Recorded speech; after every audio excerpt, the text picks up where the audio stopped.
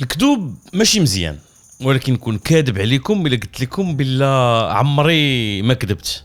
ولكن غالب الاحيان فاش كنكذب ما كنكذبش باش نخون الثقه ديال شي واحد ولا نغدر شي واحد. غالبا بالنسبه لي الكذوب كيكون جاي من الخوف، ولا لحقاش الكذبه كنعتبر النيه ديالها ماشي خايبه، بحال فاش كتكذب على شي واحد باش ما تجرحش المشاعر ديالو. الفيلم اللي غادي نهضروا عليه اليوم غادي يدينا في واحد الكذبه اللي شي غيعتبرها كذبه بيضاء وشي يقدر يعتبرها كذبه كبيره، على حساب كيفاش غادي نحكموا على الاحداث. الفيلم ديال اليوم هو جود باي لينين، فيلم ديال وولفغانغ بيكير اللي خرج في 2003. مرحبا بكم في حلقه جديده ديال سينما بودكاست.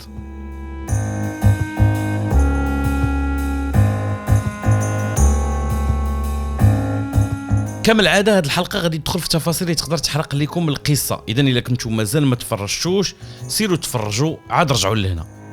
حنا في 1989 في المانيا الشرقيه. باش نفهموا مزيان خاصنا نرجعوا عند الكونتكست ديال الوقت اللي داير فيه الفيلم.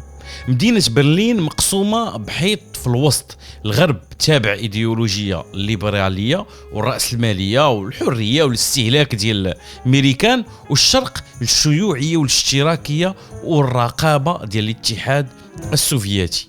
المانيا شعب واحد وعدد ديال العائلات مقسمين ما بين الشرق والغرب، وصعيب على الناس اللي ساكنين المانيا الشرقيه انها تعطاهم رخصه باش يدوزوا للجهه الاخرى. في الاوج ديال الحرب البارده المانيا كانت بحال شي تصغير مينياتور ديال الصراع العالمي، ولكن تصغير غير من ناحيه المساحه ماشي من ناحيه ديال الشده، لحقاش هذه الحرب البارده راه ما بارد فيها غير السميه، اما الواقع راه كان ساخن. كل نهار المستقبل ديال الكوكب الارض كان كيكون على الطابله، يوقع اي سوء تفاهم ولا شي كلمه زايده من هنا ولا من لهيه نقدروا نوليو بحال القمر كاع مفلقين. الاتحاد السوفيتي وامريكان موجدين السلاح النووي وكيتسناو غير شي واحد فيهم ينوي يدير شي حاجه. جود باي لينين كيعيشنا الدقيقه 90 ديال الحيط ديال برلين وديال الاتحاد السوفيتي كامل. غادي نعيشوا النهايه وشويه ديال الوقت بدل الضائع. غادي نعيشوا هذا الحدث التاريخي في وسط عائله من المانيا الشرقيه اللي فيها الام كريستيان محبة ومساندة كبيرة ديال النظام السوفيتي، والشاب أليكس ولدها اللي باغي الحرية والسقوط ديال هذا النظام. الأم متشبتة بالمبادئ ديالها، خصوصا من بعد ما راجلها خلاها وسافر للغرب واستقر تما. هذاك الغرب ولا ماشي غير عدو ديالها، راه ولا الرمز ديال الفراق ديالها مع راجلها. داكشي علاش من ما لقات ما تعنق قالت ارى نعنق الفادرلاند. من جهة أخرى أليكس هو شاب اللي باغي يشوف المستقبل ديالو بتفاؤل، وأهم حاجة أنه يكون هو اللي متحكم فيه. Die Zukunft lag ungewiss in unseren Händen. Ungewiss und verheißungsvoll. المستقبل بين يدينا ما مضمونش ولكن متفائل. المشكل في القصة هو أن موت أليكس غادي تشوف ولدها في وحدة من التظاهرات ضد النظام، وبكثرة هذاك الشوك غادي تطيح في الكوما، وهي في غيبوبة غادي يطراو بزاف ديال الحوايج. Our top story.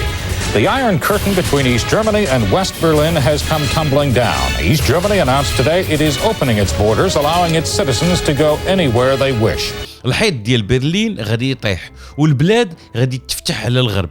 الفاست فود غادي ينتشر والبارابولات غادي يزوقوا السطوحه ديال الطيور، وهذيك الكونسيومريزم فيفر الحمى الاستهلاكيه غادي تقيس المانيا الشرقيه، والراسماليه غادي تولي هي اللي حاكمه.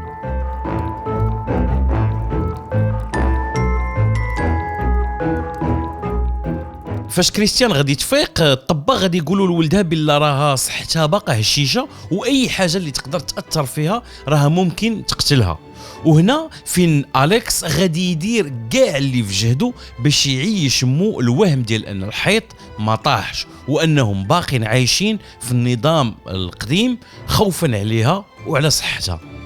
هادشي اللي هضرنا عليه دابا في القصه كيتسمى البريميس، يعني الفكره العامه ديال بدايه القصه، الفكره اللي كنفهموا منها شنو اللي غادي يدفع التصرفات ديال البروتاغونيست أليكس وانه يزيد في القصه. وغالبا هاد الجود بريميس كتخلينا متشوقين باش نتفرجوا ونشوفوا كيفاش القصه غادي تدوز ولا كيفاش المشكل غادي يتحل. اذا جود بريميس راها مهمه، ولكن هذا ما كيعنيش ان اذا كانت البريميس مزيانه هي ان الفيلم كامل غادي يكون مزيان. ما عرفتش واش فايته طرات لكم، ولكن فاش كتشوفوا شي تريلر واعر فيه بريميس خطيره اللي كتقنعكم باش تمشيو تفرجوا في الفيلم، وفاش كتساليو الفراجه كيتضح لكم ان احسن حاجه شفتوا فيه كامل هما هذوك اللقطات اللي كانوا في التريلر. انا كيجيني هاد القضيه من اصعب الاشياء اللي كاينه في الكتابه، انك تلقى بريميس واعره واللي تجبد الناس باش يتفرجوا، وفي نفس الوقت انك توفي بالوعد ديالك وتقدم قصه في نفس النيفو. وبالنسبه ليا جود باي لينين حقق هاد القضيه. فاش كنتجاوزوا الكوميديا ديال الفيلم كنلقاو انها مبنيه على رساله وعلى سؤال فلسفي بسيط: واش كذبه اللي كتحمي شخص عزيز عليك مزيانه ولا لا؟ الفيلم عنده واحد الايقاع زوين، لان السيتويشن اللي تخلقات غادي تبين بلا فعل بسيط بحال الكره ديال الثلج الا بقى غادي وكيدردب كيولي انهيار ثلجي. الكرة كتبدا صغيرة فاش أليكس كيقلب في الزبل باش يجبد لومبالاج ديال المنتوجات الاشتراكية اللي ولات منقارضة في الأسواق باش يدير وسطها منتوجات جاية من السوق الحر غير باش مو تبقى عايشة هذاك الوهم.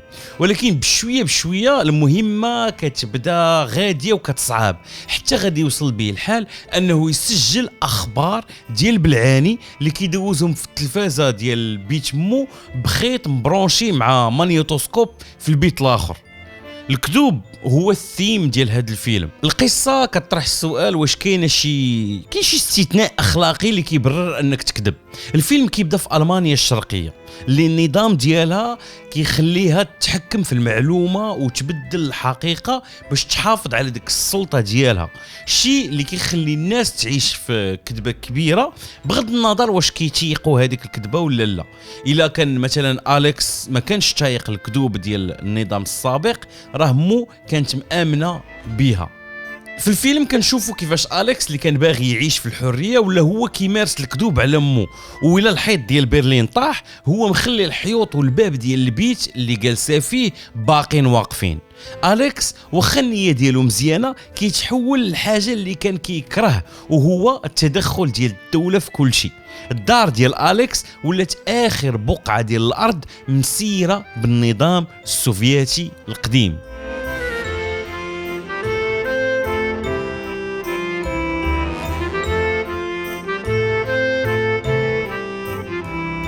التبرير اللي كيعطي التصرفات ديالو والكذوب ديالو بحالهم بحال التبريرات اللي كان يقدر يعطيها لينين ولا ستالين، وواخا حنا كمتفرجين كنتعاطفوا معاه لان فاهمين بلا راه النيه ديالو زوينه، ولكن التحول ديالو للشخص كيتحكم في كل ما يتعلق بمو راه كتخلي الفيلم يبان كوميدي ودرامي في نفس الوقت. أليكس كيدوز من مناضل ضد النظام السوفيتي المروج ديال البروباغندا السوفيتيه.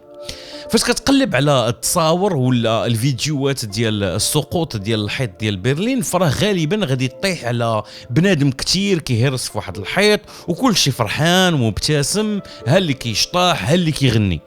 الفيلم كيخلينا نشوفوا واحد الوجه اخر ديال السقوط ديال الحيط واللي ما شفناهش بزاف في الاعلام، واللي هو الحزن ديال الناس اللي كانوا تايقين في السيستم واللي كانوا مآمنين بالاشتراكيه السوفيتيه هي اللي مزيانه، خصوصا الناس اللي كبار في السن واللي ضحاو بحياتهم من اجل شي حاجه اللي كيامنوا بها، واللي كيف ما طاح الحيط طاح لهم المعنى ديال حياتهم على غفله. فاش أليكس كيمشي يجمع الناس باش يحضروا العيد ميلاد ديال مو وطلبهم باش يديروا بحال الى المانيا باقا مقسمه، كنشوفوا لقطه واعره اللي ما كتعرف واش تضحك ولا تبكي فيها.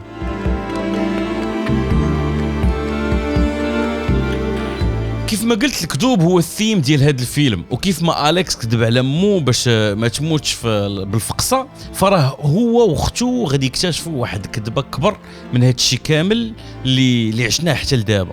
مهم غادي تعترف لهم بلا باهم ما تخلاش عليهم، وانه كان كيتسناهم باش يلحقوا عليه في المانيا الشرقيه، وانه كان كيكتب لهم رسائل ديما. وكيف ما كل كذبه في الفيلم عندها التبرير ديالها، فراه مهم كتقول بلا كذبات لحقاش كانت خايفه لا يحصلوهم ويفرقوها عليهم.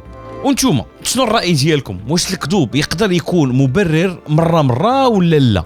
قولوا لي الراي ديالكم في الكومنتس. شكرا للتتبع ديالكم لهذه الحلقه ديال سوريما بودكاست.